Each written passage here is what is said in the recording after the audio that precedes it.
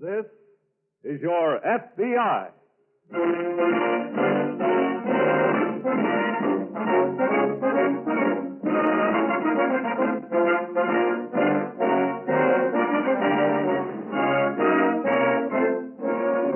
This is your FBI, an official broadcast from the files of the Federal Bureau of Investigation, presented as a public service by the Equitable Life Assurance Society of the United States. To your FBI, you look for national security, and to the Equitable Society for financial security. These two great institutions are dedicated to the protection of you, your home, and your country.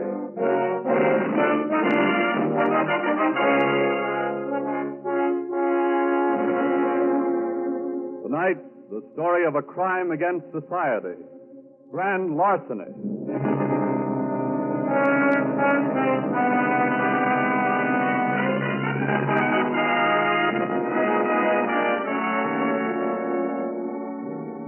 There is no such thing as a typically criminal face. A criminal can look like the most respectable citizen. Beneath the surface, he may be a counterfeiter or a pickpocket or a safecracker. But on the surface, on the physical surface you see, he may look like an accountant or a mechanic or a salesman. A few criminals have been smart enough to take advantage of this fact by leading double lives, by actually pretending to be a respectable citizen without anyone knowing differently. Neither the police nor the community, nor even, in one case, the criminal's own wife. Dan, I hope you're going to finish that pudding. Oh, honey, I really don't have time. Oh, come on now. How about just a little more, Well, okay.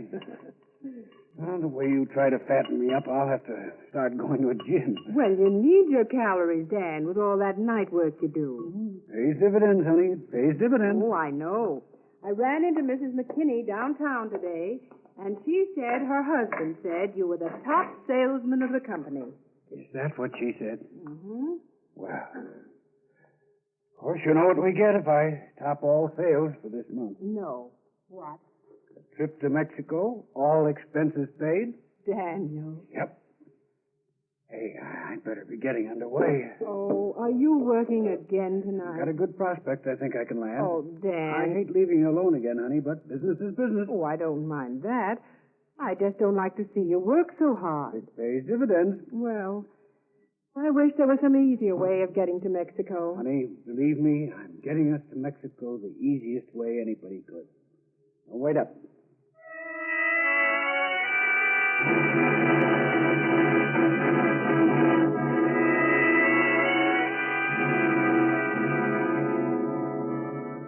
To his wife, to his community, to the world, Daniel Hawley was a hard-working citizen. And he was a salesman, a good one, during the day. At night, however, Daniel Hawley was something else. On the evenings when he wasn't with his wife, when he wasn't busy being a model citizen, he was at work in a store or an office or a shop, at work in a building which had a safe. Dan? Johnny? Where the devil you been? Well, I had a late dinner. Got the blanket? Of course. And the nitroglycerin. There. Well, this is going to be an easy job. Yeah. It will. I studied it very carefully the other afternoon. Very easy. Glad you think so. Here, take the blanket. Thought you were going to call me this afternoon. I didn't have time. There was a prospect I had to see. You don't say. Yeah, I think a small charge will be enough to blow this. I finally got tired of waiting, so I tried to call you. I thought I told you never to call unless it was absolutely necessary. I didn't know whether you were going to show up tonight. I told you I was. Anyway, there was no answer. Oh, we've got a new number. Oh, that's great. I suppose all your prospects know it but me. Where am I going to call if I need to? Here. What's that? One of the company pencils. The number's on it. Okay. If you think Come on. Get the charge set. We haven't got all night. No, you got to be on the job bright and early in the morning. That's right. What's the percentage in it? Free trip to Mexico. Huh? You wouldn't understand even if I told you. No, I'm stupid. I only like to have one job at a time. Well, you finished setting that charge? Yeah. Okay, let's have the blanket. Here. There. The car outside? Sure. Now, you know what you have to do right after the safe pops open. I know. Okay, then. Stand back.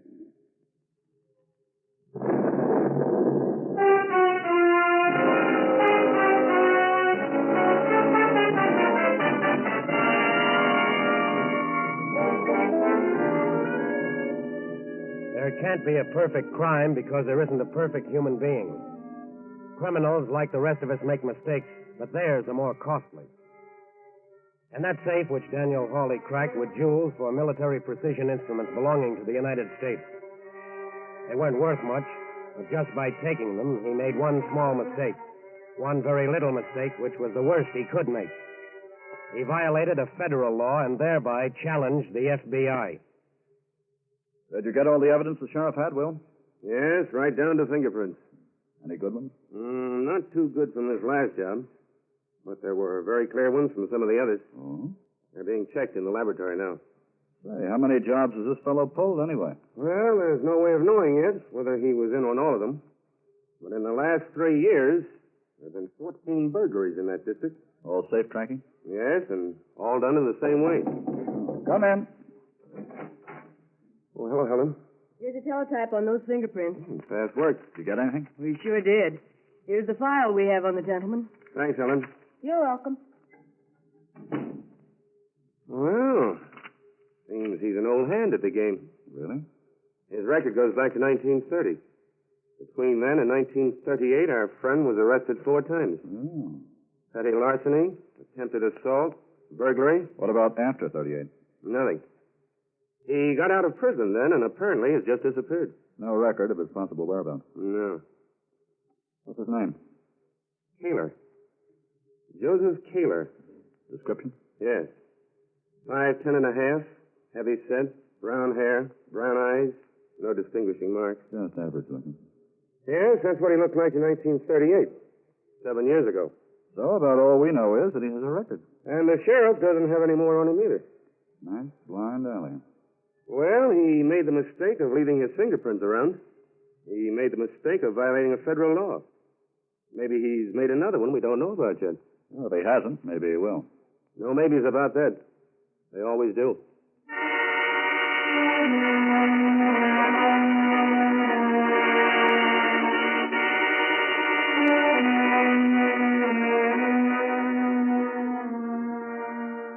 If there are 5 steps involved in the committing of a crime, then there are 5,000 mistakes the criminal can make. Some are even made after the crime is committed. Many criminals, for example, take a curious pleasure in walking by the doors of a police station, in returning to the scene of the crime, in deliberately courting danger. The most common mistake is that criminals cannot stop. If he gets away once, the professional criminal tries again, thinking he has learned more, but not realizing that the more crimes he commits, the more chance he has of being caught, because he is bound to make more mistakes. Daniel, Yes, dear? are you very busy? Not too busy for you. What is it? Well, I've been trying to straighten out my accounts for the month. All right. All right. Oh, it's not what you think at all. Bank doesn't add right. No, the baking company doesn't. Hmm? They sent me this bill for $5.80, and we really owe them $9.80. Are you sure? Well, of course, I know what I bought. Well, then what's the trouble? Well, they're a big company, and if they can't get their bills Laura, paid... make out the check for $9.80. But, Dad... Honesty may not be its own reward. Daniel, I wasn't really... Oh, dear, but for $4, don't have it on your conscience. I'd have it on mine. It's not worth it, Laura. It's never worth it. You mean sooner or later they always find out? That isn't the point. Oh, I know, Dad. Anyway, they don't always find out. So it's just a question of your own honesty. Daniel, I'm making out the check for the right amount. That's my girl. Just a drop in the bucket. What do you mean? Oh, that company does a wonderful business. Harriet's cousin told me. She works in the Ohio office, the one just across the river. Huh? What'd you do there? Keeps books or something. But she said that at the end of every month, they always have at least $9,000 or $10,000 in the safe in that office alone. You don't say. Well, you can ask her yourself at the party tomorrow night. Huh? What? I said you'll see her tomorrow night at the party. Oh, Laura, about that party, I don't think Now, Dan, I thought you said definitely you wouldn't have to work tomorrow night. Oh, but, honey, there's that trip to Mexico, you know. Oh, Dan, you said I know, dear. I'm very sorry, but I just heard of a prospect. A particularly good one.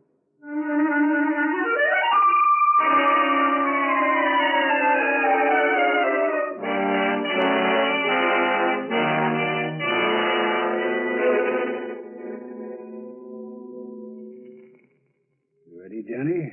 Yeah. Okay, stand back. Nice and neat, John. Nice and neat. Not bad. Well, I hope there's as much dough inside that safe as you think. Why shouldn't it be? Baking company? Well, there's only one sure way to find out, and that's by... how do you like that? What? Look, got a small safe inside the big one. You sure cased this job, didn't you? Shut up. Oh, come on. Let's put the blanket over the little one. There Close. isn't time. What? There isn't time. The watchman will be back again on his round. What are we going to do? Chalk it up to experience? Shut up. Let me think. While you're thinking, I hope you don't mind if I just... Hey, wait. Come on. Where? Help me lift the little safe out. We can't carry that out of the building. First place is too heavy, and then the second We place... can carry it 10 yards, can't we? What if we can't? There's an elevator over there that'll take us right down to the basement. Then what? The basement's really a loading platform. The company keeps its delivery trucks down there. We put the safe in the truck. Okay, let's lift Yes. it. Not so heavy. Heavy enough. All right, this way. You know how to work the elevator? Sure. All right, set her down. Easy there. There. Now, shine your flash. What for? So I can find the starter for this. Oh, here you are.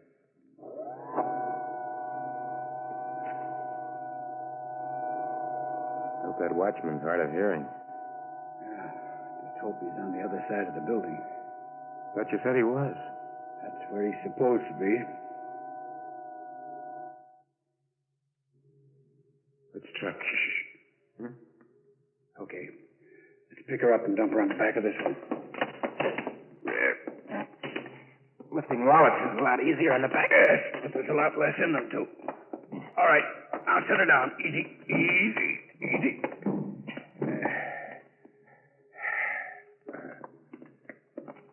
You gonna drive? Sure. All right, slide in. Hey, Dan. What? Ignition keys. What?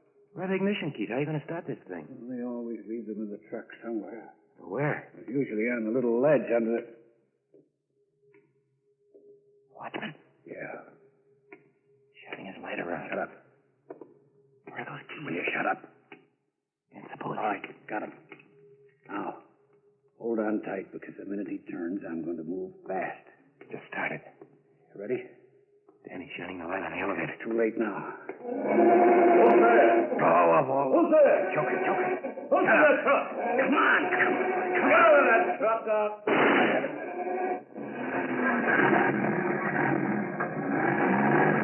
Hold on, buddy.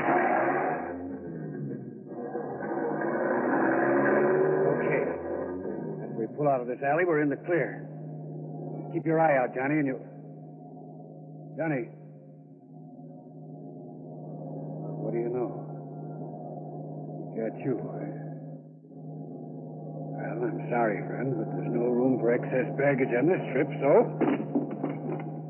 Out you go.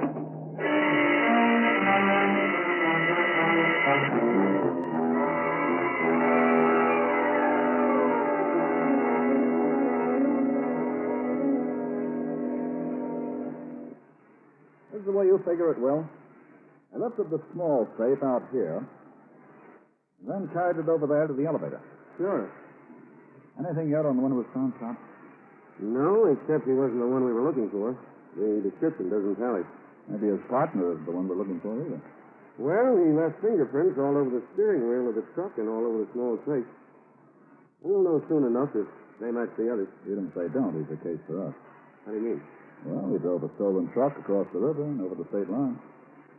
Did you find anything on the body of the other one? No, just the usual things. Keys, wallet, a pencil from some company, a bar of candy, and, of course, his gun. Nothing to give us a lead. Nothing that looks so good. Well, they did a neat job on this safe. Well, they've had enough practice. I wonder where they got the nitroglycerin. Probably homemade. You know, Harvey. I knew it. I knew sooner or later our little friend would make a mistake. What have you got there? You know how these boys always cover a safe with a blanket when they crank it? Sure. Well, here's a piece of that blanket.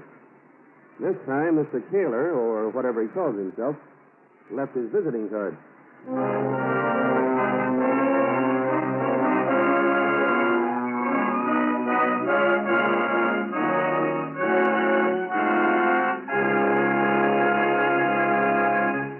We momentarily close the Federal Bureau of Investigation's file on Daniel Hawley, thief. We'll return to this case in just a moment. If you believe in democracy, then you believe in life insurance. They go together. First, let's consider the typical owner of life insurance, a man who says to himself, look, I believe in taking care of myself. If I die, nobody else will have to look out for my family. When I get old, nobody else will have to support me. Men of that breed, right-thinking, independent, self-reliant, make democracy work. The Equitable Life Assurance Society of the United States, a mutual organization, is dedicated to cooperation with such men, to help them make democracy work. The Equitable is owned by its members, that is to say, by its 3,200,000 policyholders. And all the Society's funds are put to work for the benefit of all its members. Finally, remember that these Equitable funds are so invested that they promote the system of free enterprise on which our democratic economy rests. And so by serving its members, the Equitable serves America. And now, back to the file on Daniel Hawley, thief.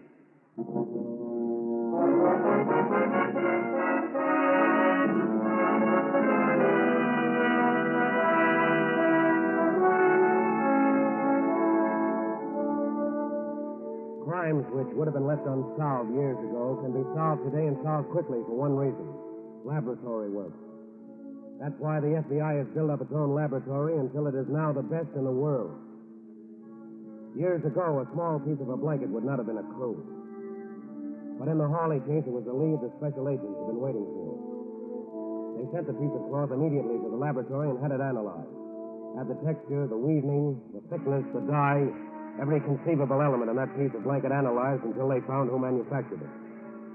From the manufacturer, they found in what areas that type blanket was sold. They kept narrowing down the hunt until at last they found the only store in the vicinity of the burglaries which had that blanket for sale. We don't have that blanket anymore. It's wool, you know. Wool blankets are hard to get these days. How long has it been since you've had it in stock? 2 years now, maybe even more. And I guess you wouldn't remember who you sold it to. No, but I could find out. You could? Sure. That was a pretty fine blanket, you know. When they came in, I called all my charge customers and said, grab them while you can. Did they all buy blankets? No, sir, I didn't have enough to go around. Why, one customer alone bought half a dozen. Who was that? Well, I couldn't tell, except it was one of the charge customers. How many charge customers did you have then? Several dozen. I see. Do you have a list of who they were? Sure. But how are you going to pick out the one you're looking for? We'll pick him out. There's 34 names. I know. But I think we'll pick out the right one.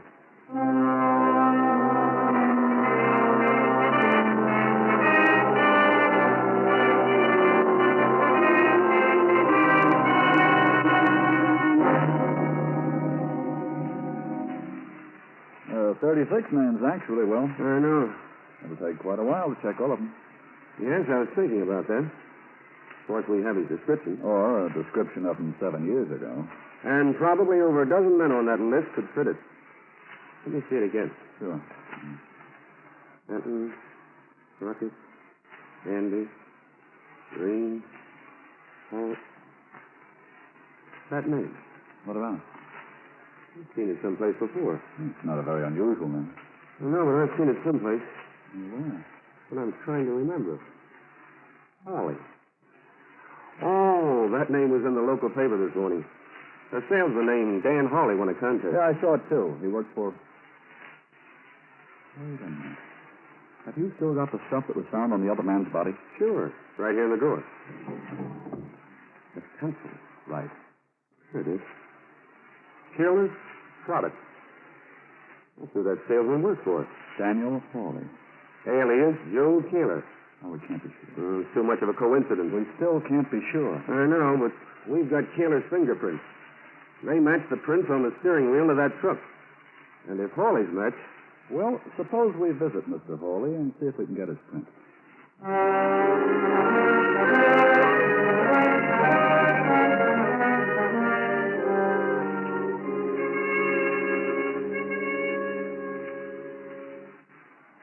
Sit down, gentlemen. Mrs. Hawley's upstairs, but I can get her down and... That's quite all right. There's no need of bothering her. How about a drink? No, thank you. You, sir? no thanks. We're really here to ask you a few questions, Mr. Hawley, if you care to answer them. Why, I'd be delighted to, sir. Delighted. How long have you lived here? Well, let me see now. Almost 6 years, I think. And before that? Before that, I was in New England. Where? Oh, over. I was a salesman there, too. Once a salesman, always a salesman, I guess. Pretty cold up there, isn't it? Yes, indeed. I was glad to get back here. I have an aunt up there now. She's just freezing, she says. Can't get enough blankets. Well, I don't wonder. Hard to get now. Yes, sir. Are you one of those lucky people who stocked up while you could still get blankets, Mr. Hawley? Well, frankly, gentlemen, I have to admit I did buy a couple. Blue wool, weren't they? Yes, matter of fact, I believe there were. You think we could see them? Oh, I'm afraid not. Mrs. Hawley's got them all packed away in mothballs for the summer, and you know how women are. Yeah. I understand you're a top salesman over at Peerless for this area, Mr. Hawley. Well, hard work and lots of luck will always do it, I say. Mainly luck. Do you have any cards, or do you always give out pencils like this? Here, is that one of my pencils? Here. Oh, yes, so it is. Do you mind if I hang on to it? No, not at all, sir. A pleasure. Here. Thanks. May I ask where you got that pencil, sir? We found it on the body of a safecracker who was shot. What? You don't say. Yes. Well, those pencils sure keep bad company, don't they? They certainly do. Well, I think we'll be getting along, Mr. Hawley. I'm sorry I couldn't be of more help. Goodbye, Mr. Hawley, and thanks for the pencil. Not at all, gentlemen. Goodbye.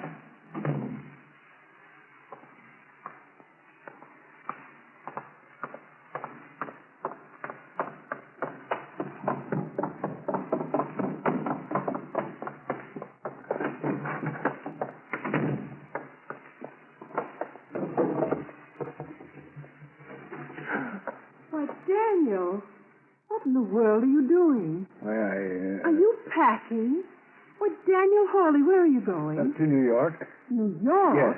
Well, I thought those two men What two men did? were the ones that just left. I saw them from my window, and I said to myself, Laura, that's just going to mean more work for Daniel. Well, it's pretty nice work, honey. What do you mean? They just came to talk to me about my winning that trip to Mexico.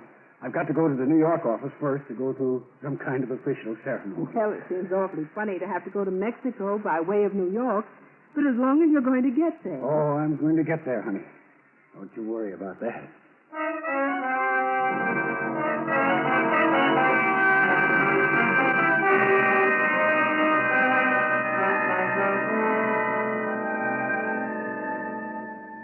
The FBI never makes an arrest until it is sure of its facts. But at the same time, a suspected criminal is never left on watch, is never left free to disappear before absolute proof can be obtained. Daniel Hawley knew he had left his fingerprints on his own pencil. He knew those prints would be matched with those he'd left on the steering wheel of the stolen truck. He knew the FBI would soon have absolute proof.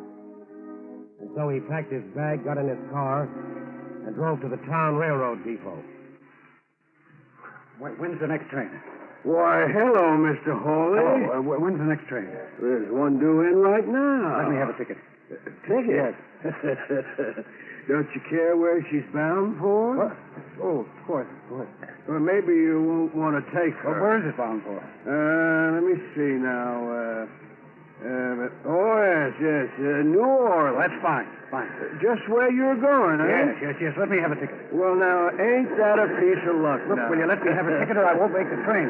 Yes, I'm getting it as fast as I can. Hey, you sure are upset today, Mr. Hawley. Hurry, that's all. I'm just in a hurry. Well, here's the ticket. That'll be... Don't worry, keep the change. Yeah, well, Mr. Hawley, don't you want the balance of the change here? Take your bag, No, that's all right. I'll handle it myself. Taylor. Yes? Going someplace, Mr. Kaler? Well, Or should I say Hawley? You better get aboard, sir. We're pulling out. He's changed his mind. Yes, I don't think I'll be going after all.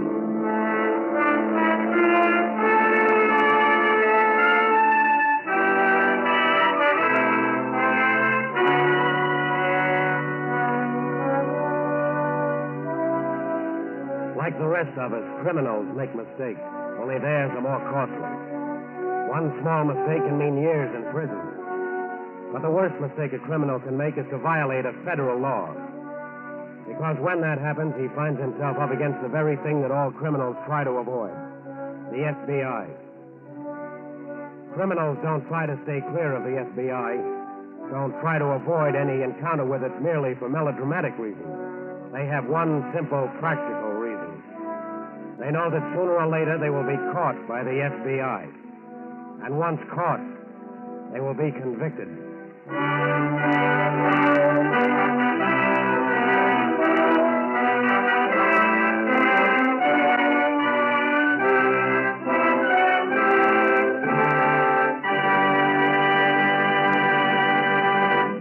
You'll hear about the file on next week's case in just a moment. In this, the opening week of the 7th War Loan Drive, I should like to read an important message from Thomas I. Parkinson, President of the Equitable Life Assurance Society of the United States. I quote, "In every war loan drive, America has never failed to go over the top. And one factor in this unbroken record of success is heavy bond buying by life insurance companies. In both the 5th and 6th war loan drives, the Equitable subscription was larger than that of any other life insurance company. Larger, in fact, than any other single subscription of any kind. In the present drive, the Equitable will again be one of the leading subscribers. In addition, funds of this society are heavily invested in the great industries that have broken records manufacturing weapons of war, and in the railroads that have done such a tremendous job of wartime transportation. That is why we say that in wartime, Equitable dollars are fighting dollars. And at all times, they are security dollars. For you, your home, and your country.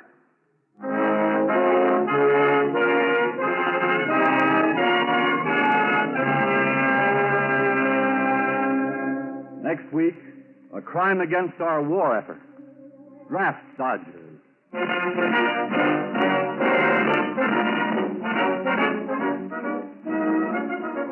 The incidents used in tonight's broadcast are taken from the files of the Federal Bureau of Investigation. However, all names used are fictitious, and any similarity thereof to the names of persons living or dead is accidental. Tonight, the music was composed and directed by Van Cleve. The author was Lawrence MacArthur, and your narrator was Frank Lovejoy. This Is Your FBI is a Jerry Devine production. And now this is Carl Frank speaking for the Equitable Life Assurance Society of the United States and inviting you to tune in again next week at this same time for This Is Your FBI.